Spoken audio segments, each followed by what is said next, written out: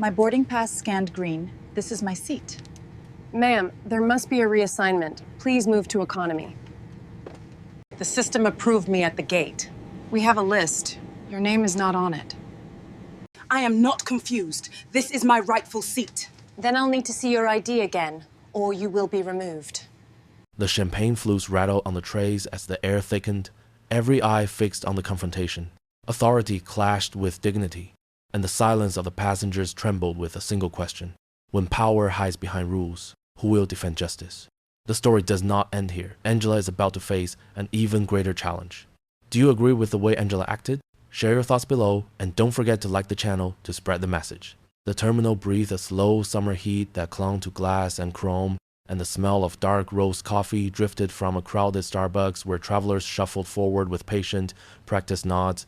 Angela Walker moved with the rhythm of people who knew airports well, one hand steady on the strap of her leather tote, the other smoothing the boarding pass that would take her from Atlanta to San Francisco. Not long ago, in the White Linen restaurant in New York, she had waited too long for bread that never came, and for water that cooled other tables first, a quiet lesson delivered to a woman in jeans who did not look expensive enough to be served quickly. She had allowed the moment to pass, carried it away like a stone in a pocket, and said nothing. Today, the stone felt heavier. The boarding area hummed with the low thrum of suitcase wheels and the soft announcements of gate agents who sounded both cheerful and tired. Overhead signs shone a placid blue. Outside the tall windows, late sunlight varnished the runways in gold. First class was boarding early, and the hallway to the jet bridge was lined with framed photographs of distant cities. Angela glanced at them the way people glance at landscapes already know by heart. She greeted the gate agent with a warm hello, offered her identification, and watched as the scanner winked a green approval. The agent smiled and said, "Enjoy your flight," in that practiced cadence. Airline workers wear like a uniform. Angela thanked her, tipped her head in courtesy, and stepped forward, the boarding pass crisping her hand like a promise. She entered the cool hush of the aircraft and felt the familiar change in air, the pressurized quiet that made conversation sound smaller. The first-class cabin gleamed with a polite sheen reserved for those who arrive early and expect to be seen. Champagne flutes stood on polished trays. A folded newspaper rested on an empty seat. The aisle lights glowed as if the plane itself were taking a breath. Angela located seat 2A, slipped her tote beneath the footwell, and took in the clean geometry of space legroom. A place for a cup, a reading light that bowed its head like a butler. A shadow crossed the armrest. "Ma'am," said a voice that was gentle in volume but hard at the edges, "I think you're in the wrong section." The speaker, Sarah Mitchell, wore the neat braid and immaculate smile of a lead flight attendant. Her eyes moved from Angela's face to her denim and back again, as if weighing price tags no one else could see. Beside her stood Tom Reynolds, younger, with a grin that tried to pass for friendly and did not quite get there. Angela offered the boarding pass. "Seat 2A, first class," she said, her tone calm, a soft radio warmth that filled the space without pushing anyone out of it. She had learned, over the years, how to make calm an instrument. Sarah's smile stayed, but something behind it tightened. She did not look down. "We have a list," she said. "There must be some confusion." Tom added, pleasantly, "Happens all the time. The economy is just a few rows back." "Wait, Carl." A man and a woman approached from the aisle behind the attendants, exchanging a light clink of crystal. William Foster wore a suit that looked easy the way expensive fabrics do. Catherine Foster's scarf floated like a small flag of silk. They glanced at Angela and then at the seat placard, the way one might glance at a reserved table and wait for the sign to be removed. Angela kept her voice steady. "My boarding pass is valid. It scanned green at the gate. I am in the correct seat." Aishu, the aisle had the sound of listening. A few passengers in business attire paused in their settling, as if tuning in. At the back of the cabin, a woman with kind eyes, Emily Rogers, adjusted her tote and watched. Across the aisle, David Miller lifted his phone and turned it face down again, a quiet rehearsal of something he might do later if things went badly. Sarah leaned closer, close enough to make politeness feel like pressure. "May I see the pass?" she asked. Angela placed the slip of card into her open palm. Sarah's gaze flicked over it, not reading so much as deciding, and Tom set his hand on the headrest in a way that blocked part of the aisle. "It looks like a reassignment came through," Tom said. "Happens sometimes. The system moves people. No one's fault." "The system," Angela repeated softly, tasting the word. Systems had faces, she knew. They wore braids and smiles and grins that tried to be friendly. There has been no reassignment. The seat is mine. Outside the window, a service truck rolled by slow as an afternoon cloud. Inside, the temperature of the room shifted by a degree only those paying attention could feel. Sarah's smile thinned into duty. She glanced over her shoulder and caught the eye of the cockpit door, as if seeking a witness. "Ma'am," she said, "please gather your things and we will help you to a different seat." Angela did not raise her voice. With respect? No. Lei Cao. A gate of silence opened, and through it walked Captain Robert Hayes, posture straight, voice even. He nodded to the attendants, then to the Fosters, then to Angela, distributing politeness like equal portions. "Good afternoon," he said, the vowels rounded by experience. "I understand there's a seating issue. These front seats are reserved for our VIP members this evening." The phrasing was careful, as if the air itself might bruise. "My pass says, first class, seat 2A, Angela said. "It is not an issue. It is my seat." Robert's glance dipped toward the pass, and away again. "We will find you a comfortable alternative," he replied, and gestured in a way that suggested the conversation would end soon. Catherine Foster, kind in a way that could be mistaken for gentle, said perhaps she did not realize there was a change.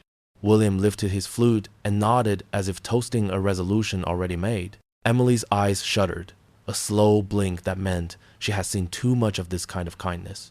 David let his phone hover an inch above his knee. "Ma'am," Tom said, the word smoothing itself against impatience, "let me take you to a seat that fits better with your reservation." Angela folded her hands in her lap and said nothing for a long, even breath. The calm made space for other memories. The white linen restaurant, the bread that never came, the way a server had said, "We are so busy tonight," as if that explained the table that had become a mirror. She had not spoken then. She would speak now, but gently. "My reservation fits this seat," she said. "I will remain where I am." Sarah's fingers tightened on the boarding pass. Her smile did not change, but the temperature in her voice dropped half a degree. "Then I'm going to need to see your identification again," she said, as if the scanner at the gate had been playing a child's game. Angela obliged. The name on the card matched the name on the pass. Robert acknowledged the match with a nod that gave nothing away. Tom shifted, and for a moment his grin faltered. The aisle narrowed behind them as passengers continued to board.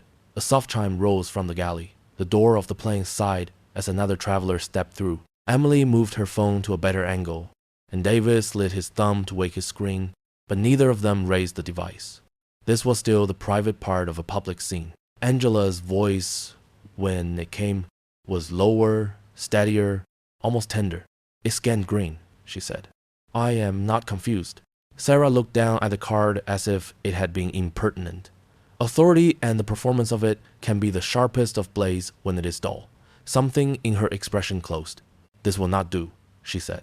And before the cabin could draw its next breath, she took the boarding pass in both hands and tore it straight down the middle as if the paper had spoken out of turn. The sound was small, like cloths parting, but it carried. A glass clinked somewhere behind the attendants and went quiet. Robert Hayes inhaled, then set his jaw. Tom shifted his weight to block another inch of aisle. William and Catherine waited with the alert stillness of people for whom the world is generally arranged. The air vent above C2, hummed, steady as an old song. Angela did not move right away. Her fingers closed around the strap of her tote, but her shoulders did not rise. The warmth in her voice did not vanish. It lowered into something more certain, a radio tone tuned to the exact frequency of resolve. She lifted her gaze, met Sarah's eyes, and said only, "I know exactly where I belong." The first-class cabin held a hush that followed the rip of paper, a silence that stretched from one row to the next like a thin sheet of ice. What had been a soft place of cushions and glossy magazines felt suddenly formal, as if the air itself had been pressed and folded. A flight attendant lifted a tray where two flutes chimed gently, and somewhere behind the curtain, a coffee grinder gave a tired sigh. In the lull after the torn boarding pass, a few travelers exchanged glances that said they had seen something they preferred not to see and were now deciding what kind of people they wished to be about it. Angela Walker sat very straight, hands folded, gaze level, as if to remind the room that dignity is not a costume but a spine. Outside the window, the Atlanta evening deepened toward gold, a slow pour across concrete and wing. The jet bridge door settled with a rubbery breath, letting in the smallest taste of warm summer air. Inside, the lights along the aisle glowed steady as a metronome. The cabin looked every bit the advertisement, bright, orderly, ready to serve. And yet the temperature of the moment dropped 1 quiet degree at a time. It was the familiar shift one feels when the smile turns official, when the tone of kindness begins to carry the weight of exclusion. Those who had watched the boarding pass, torn down the seam, now registered the shape of what might come next. Sarah Mitchell's voice softened the way velvet softens the outline of a locked box. She thanked another passenger, pivoted with practiced grace, and returned to the seat placard that read two-way. "We've had a last-minute reassignment," she said, to no one in particular, and yet to everyone watching.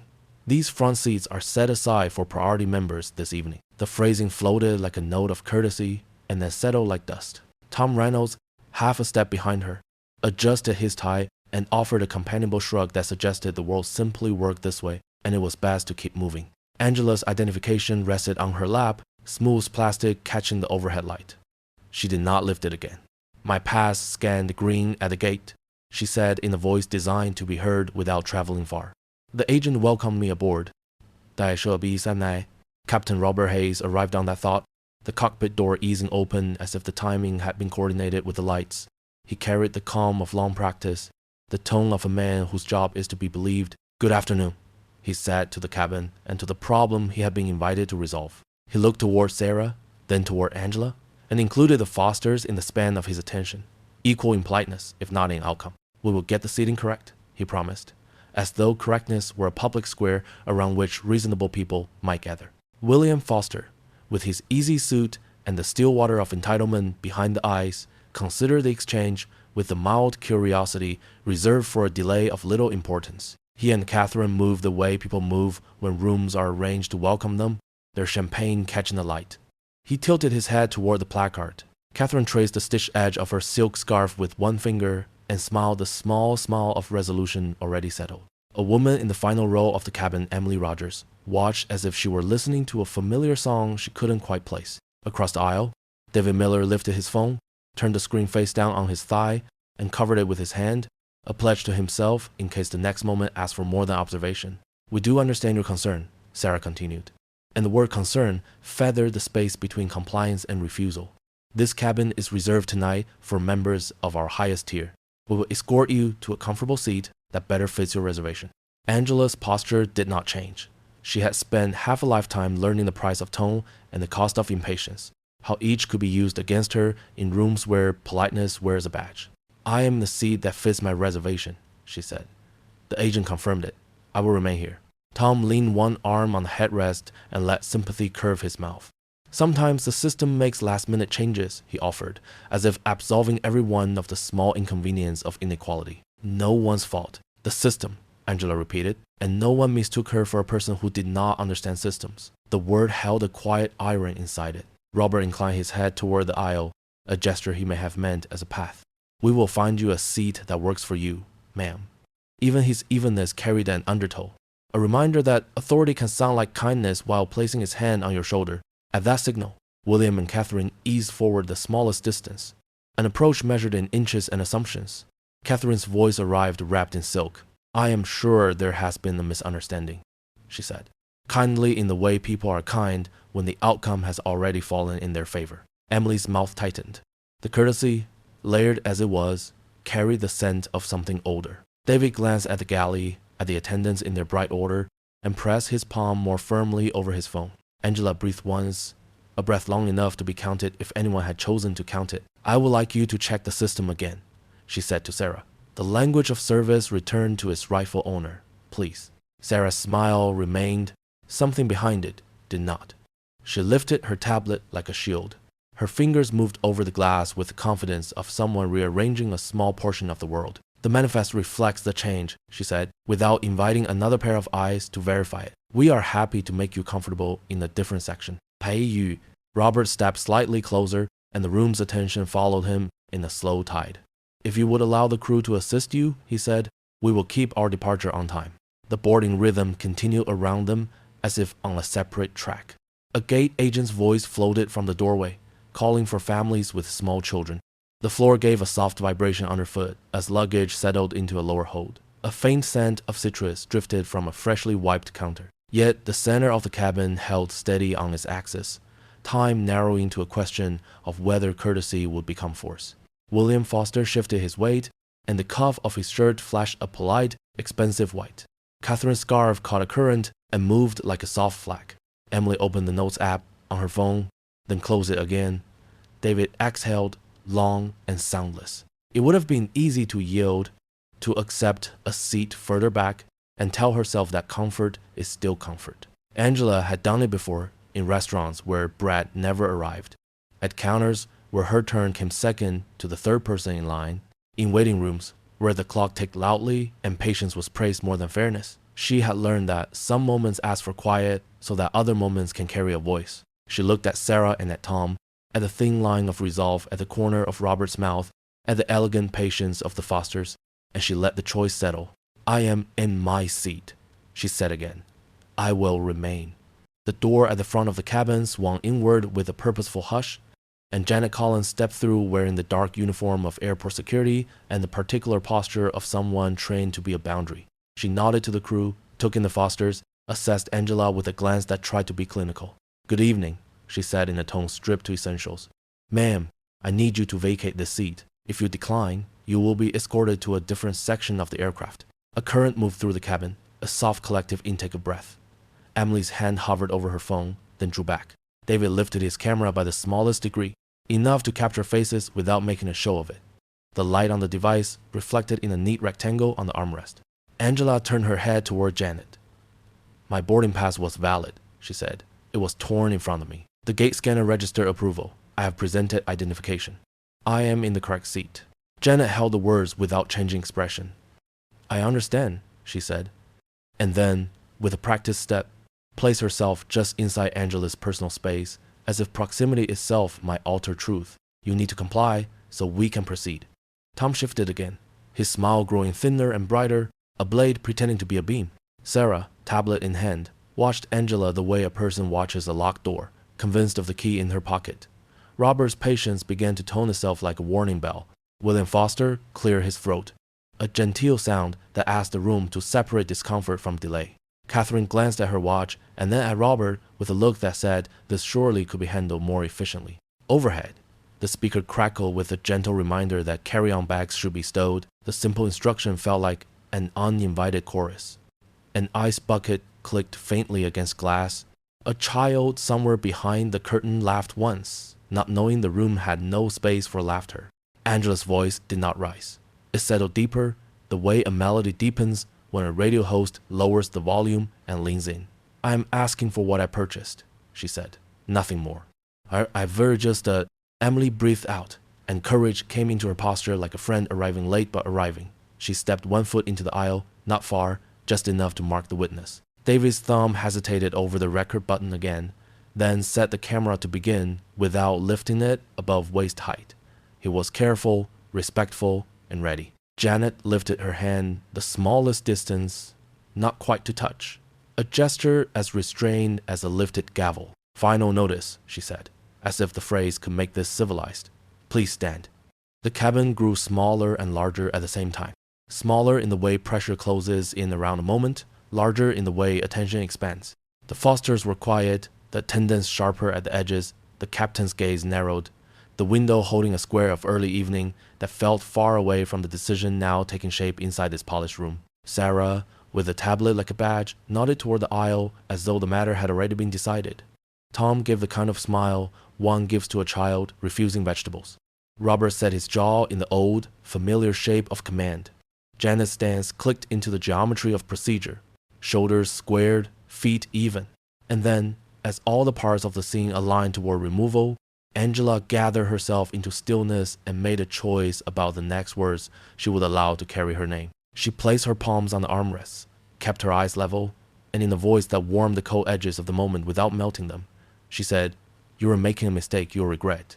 The hum of boarding continued like a low river through steel and carpet, and with each new traveler, the space around Angela seemed to grow more precise, as if the air itself were measuring how far courtesy could stretch before it snapped. The tear in the boarding pass had left no visible scraps, yet its sound lingered in memory like a fork striking china. From the galley came the bright clack of glass against tray, a soft citrus scent from a freshly wiped counter, and the steady ping of overhead bins closing in practice sequence. Outside the window, the light over Atlanta settled toward evening, turning the concrete to a warm pewter and painting the wing with a patient glow. The first-class cabin, ready for a quiet flight, carried instead the quiet of a room trying not to witness itself.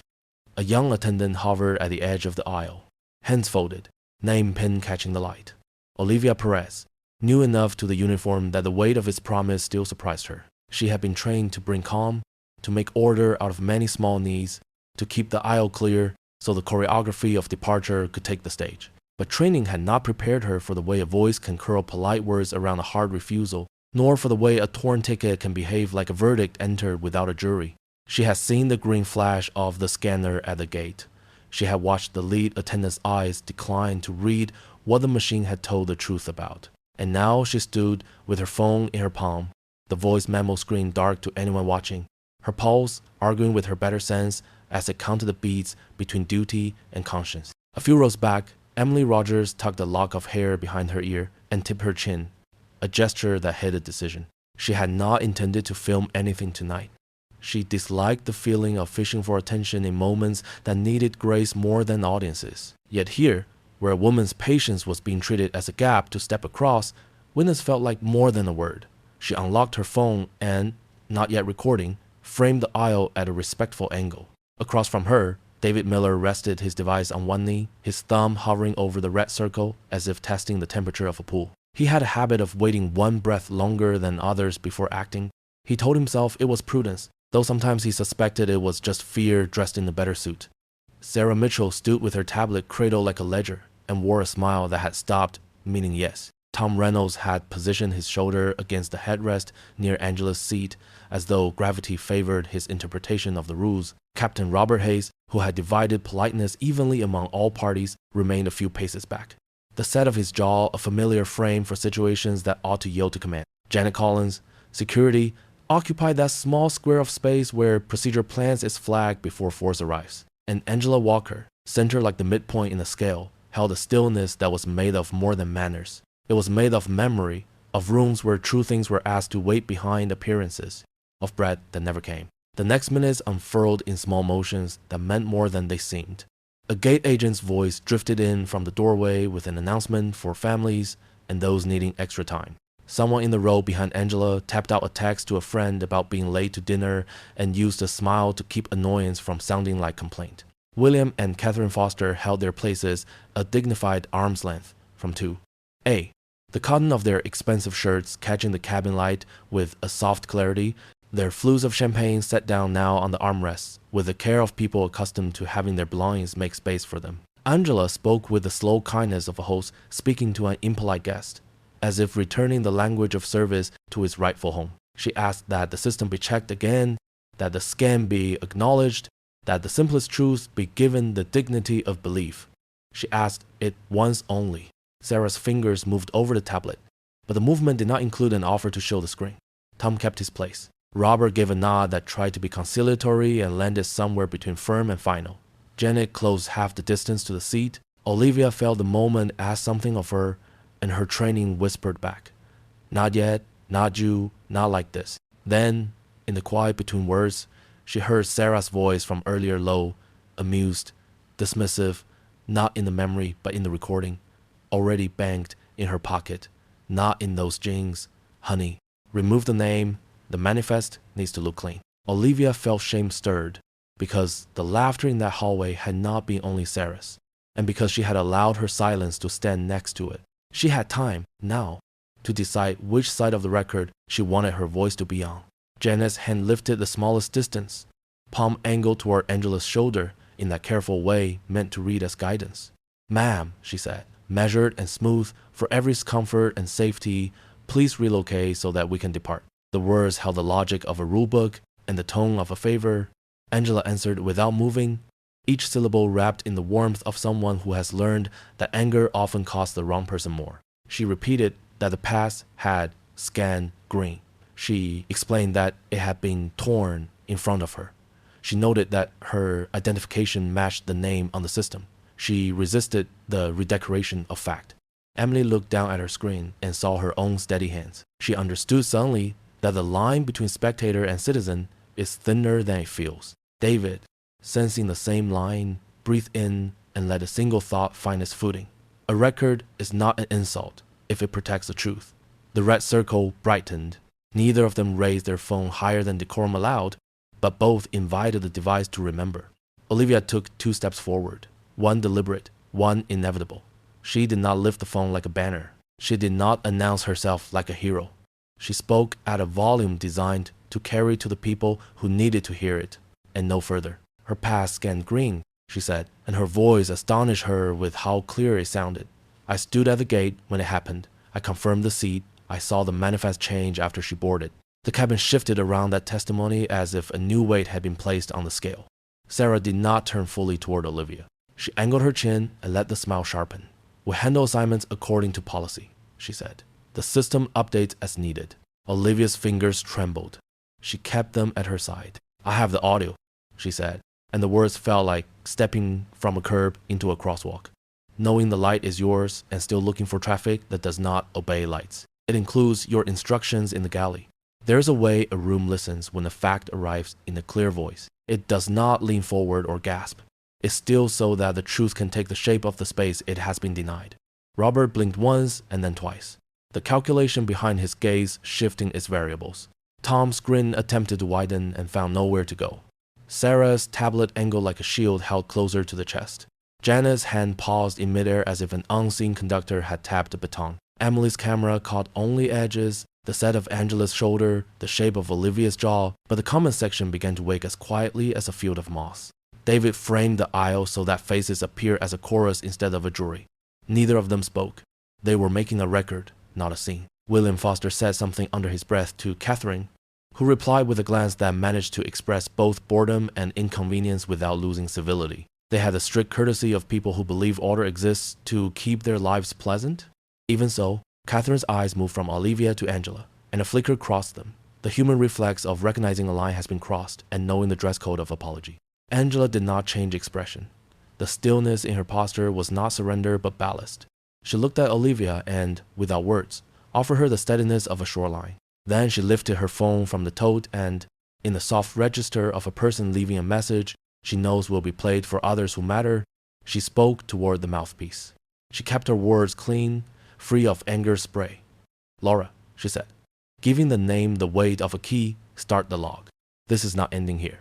Sarah shifted her stance, and the smile no longer reached the corners of her eyes.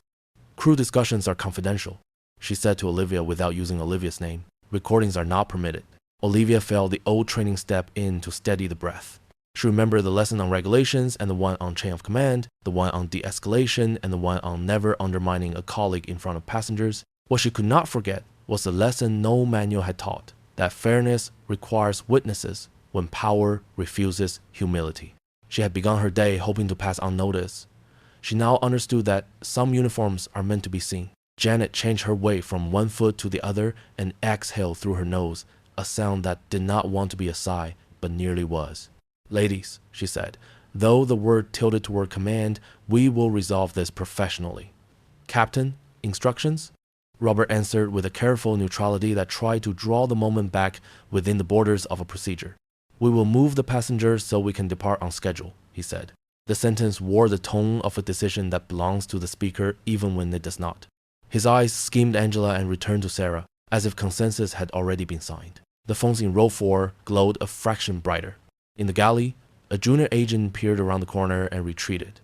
A child behind the curtain asked a parent a soft question and was shushed with a kiss on the head. The aircraft, shaped by design to carry strangers toward a common destination, encountered what happens when people disagree about who belongs where. Angela did not stand. She did not invite a scene or beg an exception. She kept the radio warmth in her tone, the cadence that makes a listener lean closer rather than pull away. She described the facts one more time for the room and its memory. She made room in that description for Olivia's courage without naming it. She left space for Emily and David's choice without burdening them. She spoke as if the plane itself were the audience, as if metal and wiring and seat tracks had ears and records of their own. A pause followed, thin as paper and sharp as the edge of it.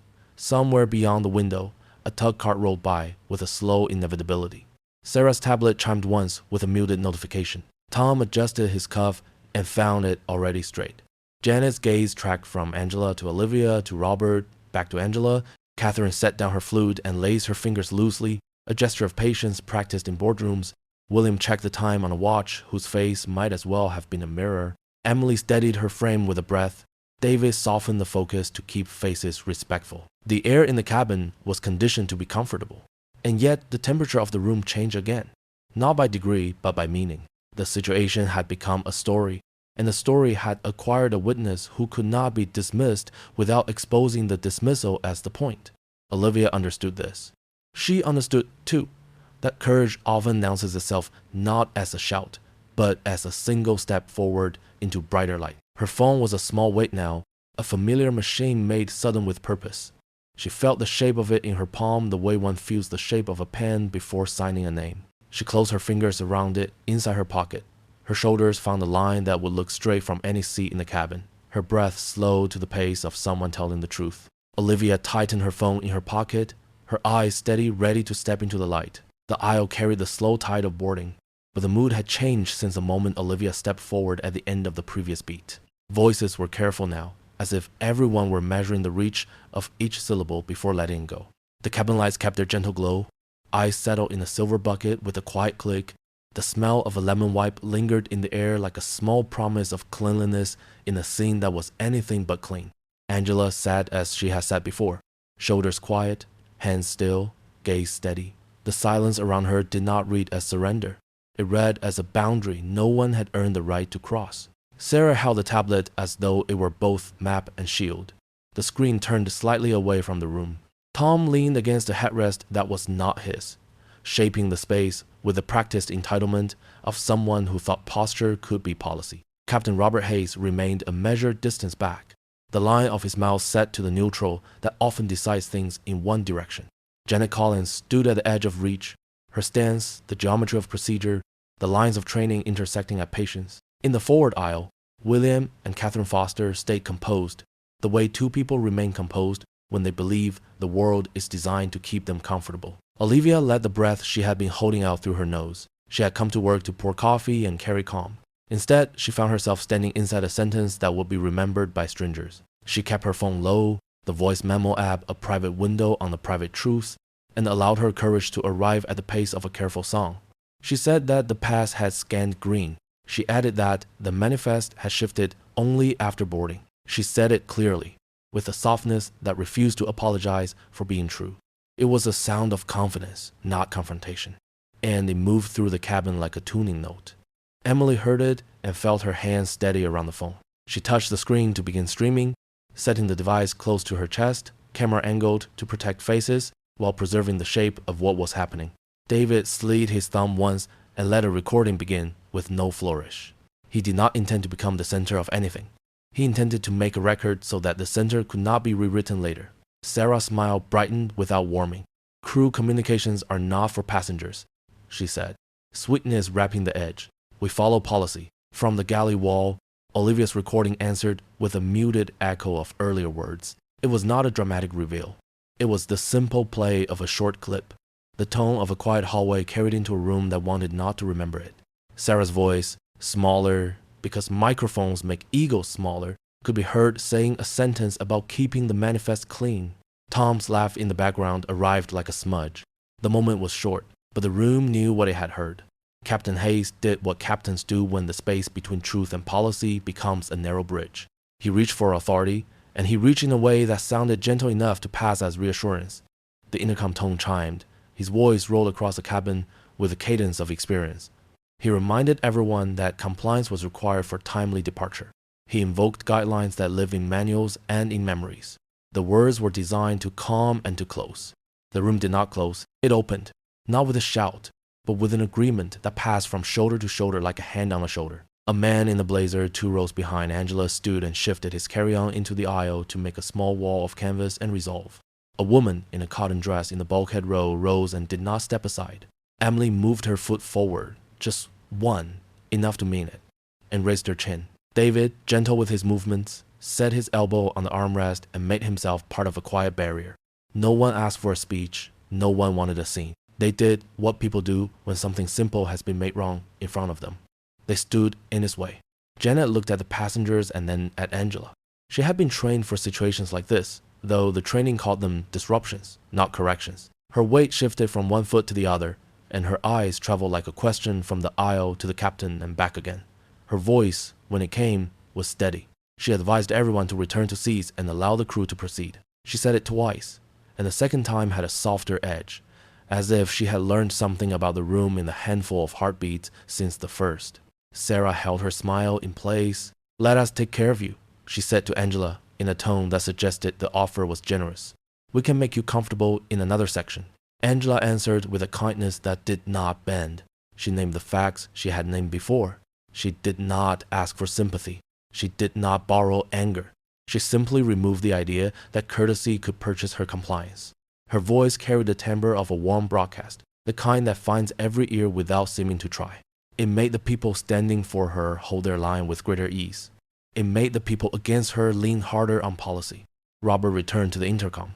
He used a phrase about a non-compliant passenger. He mentioned safety as a shared value. He asked the cabin to remain seated. He stressed that crew instructions must be followed. The cadence was polished, but the message had become brittle. Everyone could hear where it would go next if allowed. The next sound did not come from the speakers. It came from a single phone lifted high enough to show a blank stretch of aisle and to let a quiet chorus of voices enter 1,000 other rooms. Emily did not narrate. She let the camera look outward while she stood still. David's stream found the angle on the carpet and the shine of a shoe and the calm line of Angela's shoulder. The comments began to trickle. A murmur of support and disbelief that grew not into a roar but into the steady hush of collective attention. Tom tried a different posture, less grin, more directive. He set his hand on the back of a seat and announced that the cabin must clear the aisle, that delays would not be tolerated. The choreography of firmness did not move the wall of people who had decided to be a wall. Janet stepped closer. Procedure moved with her. She raised a hand, not to touch, but to point past Angela, signaling a path that ended in humiliation. Before she could finish the gesture, a voice near the middle of the cabin, reluctant and firm, said that no one should be escorted anywhere for sitting in a purchased seat. Another voice agreed with a single word. Somewhere behind the curtain, a child laughed once, and the sound fell into a silence that held it safely. Olivia let the recording play one more short clip. It was a soft echo of a line about whose name belonged in first class. It did not indict only one person, it indicted a habit. Sarah began a sentence about confidentiality and rules, but the sentence thinned under its own weight. The tablet traveled closer to her chest. Her smile betrayed the strain at the corners. Angela made eye contact with Olivia, and in that glance offered gratitude without theatrics. The plane, the passengers, the crew, everyone felt the new alignment. The story had crossed from rumor to record. What remained now was the decision about how the record would be answered. Robert, caught between departure and dignity, tried the language of command, softened into suggestion. He urged the passengers to consider the needs of the entire aircraft. He said that punctuality mattered to many lives beyond one row. He was not wrong, and yet he was not right enough to carry the room. Emily lowered her camera half an inch and took a breath that steadied her for whatever came.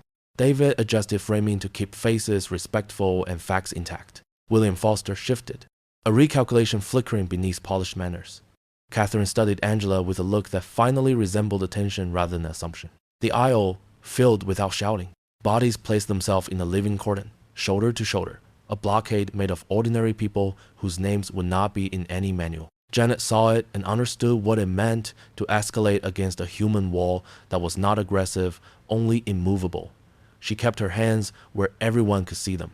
She looked once to Robert for instruction and received the kind of nod that passes for an order when a captain would prefer not to sign his name to it. Sarah tried once more. "Man, we can resolve this in a way that keeps everyone comfortable," she said, pushing warmth into syllables that refused to warm. Angela's answer came like a steady bell. She thanked Sarah for the offer and declined it. She said she would remain where she belonged. Her tone did not evaluate people, it evaluated the truth. The passengers heard the bell note and steadied themselves. They were not righteous. They were ready. The room that had been designed to seat a handful of privileged travelers now held something that looked like a small town meeting convened at 30,000 feet before the plane had even left the ground. No gavel, no speeches, just a decision, a shared one. Janet lowered her hand. Robert closed his mouth on another announcement. Tom went very still. Sarah held her tablet and watched the reality she had tried to manage by declaring it. Olivia glanced at the time on her phone, not to mark minutes, but to remember the beat when fear decided to stop being fearful. Angela reached into her tote and took out her phone with the unhurried care of someone placing a call that would change the weather in the room. The wall of passengers did not cheer. They let the air settle so her voice could carry. She touched a single contact and waited through one ring. She did not raise her voice. She did not move in her seat. She spoke to the person on the other end as a colleague, not as a weapon, and with that same even cadence that had anchored the cabin from the start, she said, "Laura, patch me through to the board." Angela did not have to raise her voice for the room to lean toward it. She pressed the phone to her ear and listened through the brief hush of a connection being made. The living barricade of passengers held quietly. A human cordon that did not threaten, only insisted. A cool wash of recycled air moved along the ceiling vents. Somewhere behind the curtain, a latch clicked and settled. The aircraft felt like a long breath waiting for a word. Laura Bennett answered with the steadiness of someone who has rehearsed a crisis into competence. Angela gave her only what was needed, a concise account without heat, and the sound of Laura's reply arrived like a door opening in another building. Authority can travel through wires faster than it travels down aisles. Angela held the phone away from her ear just enough to let her own voice carry to the first rows and the crew who had anchored themselves at the edge of this scene. "I am Angela Walker, CEO and 25% shareholder of Horizon Airlines." The sentence did not land like a cymbal crash. It settled like a key turning in a well-made lock. The posture of the room changed the increments the way shoulders drop when a truth explains something that people have been feeling without naming. Emily's camera lowered the smallest distance, not from doubt, but to widen the frame. David felt his hand steady. William Foster's gaze searched Angela's face as if rereading a headline he had skimmed too quickly. Catherine's scarf stilled against her collarbone. Tom's grin slipped into a different expression altogether. The tentative alertness of a person suddenly attending a meeting he assumed he would not be asked to attend. Sarah's tablet rose closer to her chest as if proximity could confer protection. Robert Hayes did not move. Only his jaw decided to become very still. Janet's stance softened by half a shade. Not a retreat, not a surrender, but an admission that the situation had acquired a new attitude. Laura's voice came through next on speaker, warm and exact. "Stand by." The syllables were light as glass and heavy as policy. A second line clicked in, and the overhead speaker emitted a gentle tone that belonged to all cabins and to none. The sound gathered the room. Everyone in first class understood the choreography of public address. They simply did not expect to hear a use like this. The voice that followed carried the unhurried cadence of a person used to boards, budgets, and votes that become decisions. "This is James Wilson, member of the board of directors for Horizon Airlines." He did not clear his throat. He did not perform gravity. He let his title do that work.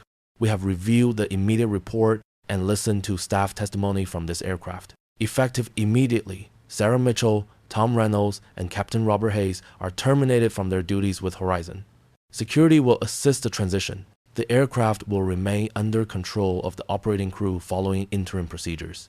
Silence has many flavors. The one that followed was not shock so much as recognition. It was the quiet that arrives when a room discovers it has been watching the opening act of an event that would be decided elsewhere and then sent back as weather. Emily's mouth parted, then closed. She caught her breath and shifted her camera to capture hands, not faces. David blinked and focused on the aisle, on the polished edge of the seat track that cut a bright line through carpet, an accidental underline. James continued, the tone unchanged. "All affected passengers in this cabin will receive a written apology, a full refund for this segment, and lifetime platinum status. A comprehensive review will begin tonight, including updates to training, reporting channels, and audit protocols for seating, assignments, and onboard conduct." The words did not swell. They moved like a measured tide, wetting everything they touched. "Thank you for your patience as we correct the course." Dong, the intercom clicked off. For one long second, the room did nothing, as if all the oxygen had paused to hear whether it would be let back in. Then the first sound returned, the hushed scrape of a shoe repositioned under a seat. The blockade did not cheer. It unfolded, polite as it had formed, and eased back into chairs that now felt like places rather than posts. No one had won an argument. The argument had been ended by a larger context. Sarah found her smile and could not keep it. The muscles behind it had, at last, run out of script. She lowered the tablet and took a careful breath that did not help. Tom did not know what to do with his hands and placed them flat against his thighs, palms open, a gesture that might once have read as helpful. Robert closed his eyes for the length of a blink that told a story only he would fully read. Janet moved half a step to the side, making room for the ground supervisor who would come. And in that half step lived an understanding. She had done less harm than she might have and more than she wished. Angela did not stand. She did not save her. She allowed the room to reset around the people who had been recalibrated by a sentence from the ceiling. Then she rose with the unhurried grace of someone trying not to deepen a bruise. She turned first to Olivia. There are moments when a person is asked to receive a truth about themselves in public. Olivia tried to prepare, but preparation had nothing to hold on to. Her hands were suddenly empty of every tool except the courage that had brought her forward. Angela let silence make room for the meaning, then spoke with a warmth that carried to the galley and back. You showed integrity when no one else did. From today, you were promoted. The words did not have confetti sewn into them. They did not need it. They fit in the air the way a lamp fits in a room that has been waiting for light. The expression on Olivia's face changed carefully the way dawn changes a city, noticing everything as it arrives. She exhaled the breath she did not know she had been holding, nodded once, and blinked hard to keep her vision clear. Angela thanked Emily and David without asking for their names, because the gesture did not depend on labels. Thank you for your witness, she said, the syllables shaped like gratitude rather than favor. She gave one small bow of her head to the passengers who had stood without shouting and sat without complaint. The motion conveyed a promise she did not yet articulate, that their decency would be reflected back to them in the policies that define future flights. A ground supervisor appeared at the forward door, a person drawn by protocol into a narrative that had already reached its conclusion. He spoke softly with Janet, with Sarah, with Tom, with Robert. The conversations were civil the way paperwork is civil. Security joined them, and the small knot of uniforms moved forward in a choreography designed to be both discreet and visible enough to count. A few passengers turned their faces away to give privacy. Others watched with the respectful attention one gives to a solemn ceremony. Catherine folded her hands and kept her gaze on the carpet. William stood very still. Angela lifted her phone again, not to the intercom, but to Laura. Thank you, she said, as one colleague to another. Please add accommodations for Olivia Perez, for the passengers in rows 1 through 4 who stood in support, and for Security Officer Janet Collins for de-escalation. Laura answered in the affirmative with a clarity that felt like architecture, the outline of a structure rising where a gap had been. The aisle, which had been a frontier a few minutes before, resumed its familiar role as a walkway for service and departure. The galley released a scent of warm rose and a small citrus mist, and a tray of water glasses chimed a courteous note as it moved. The plane, absent its former command, felt strangely lighter, as if a subtle list had been corrected. A figure in the bulkhead row, a man with silver at his temples, leaned toward the aisle, just enough to be heard and not intrude. He said he appreciated the way the matter had been resolved. He did not say he had seen other versions of this story end without repair. He did not have to. Angela met his eyes with a kindness that contained recognition. She knew the long map of such moments, how many people carried private atlases of slights and patience. Emily checked her stream and stopped it with a touch, saving the file, then pressed a hand to her chest as if thanking the muscle for staying on tempo. David lowered his phone and let his shoulders relax into the seat back, the way a man relaxes after standing guard at the edge of something important. A child laughed again behind the curtain. This time the room made space for it. Angela glanced at the window. Evening had slid further across the tarmac, laying a soft coat of bronze on the concrete. The wind carried the light like a cherished photograph. She looked back at the cabin, the aisle, the rows, the people who had chosen to become an answer, and she allowed herself a small, private smile. It was not a triumph. It was recognition. Decency can still be organized on short notice. The ground supervisor returned and, with the practiced diplomacy of airports, informed the cabin that boarding would resume momentarily, that the crew had been reallocated, and that the flight would depart with a slight delay. His words were polite bricks used to rebuild ordinary time. He added an apology on behalf of the airline. It did not feel theatrical.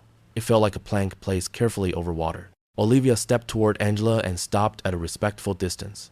Thank you, she said, and the two words carried more weight than any address. Angela answered that courage thanks itself when given the chance. She told Olivia to keep the original file, to send a copy through formal channels, and to keep another for herself. Some records, Angela added, should live in more than one place. Janet approached and, with an economy of language that honored the complexity of the moment, offered that she would accept the retraining order and would carry its lessons forward. Angela heard the sincerity and nodded. That is the work, she said, without ceremony. Learning in public. 劳们. A ripple of human sound moved through the cabin. The sound of bodies settling and backs shifting, of people making themselves ready to be carried. The intercom chimed again, and a new voice from the flight deck introduced an interim captain by name, a person whose tone was calm and almost tender. He thanked the cabin for their patience, confirmed that safety checks were complete, and promised a smooth flight to the West Coast. The words did what they were meant to do. They reminded everyone that this room had a purpose beyond the story it had just hosted. Angela lifted her tote, set it back down, and adjusted the angle of her reading light. In gestures as quiet as these, people reclaimed spaces. She glanced once more at Olivia, then at Emily and David, and at the passengers who had made themselves into a gentle wall. She felt the weight of what had shifted, not only for herself, but for the next person who would need the aisle to remember.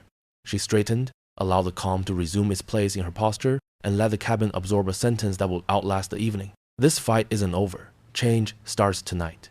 The plane settled into its new order the way a choir settles after an unexpected modulation, each voice finding its part again, each harmony returning to the note that feels like home. The human barricade had dissolved with quiet grace, and the first-class cabin breathed a gentle relief as people reclaimed their seats and the aisle remembered that it was built for passing, not for standing guard.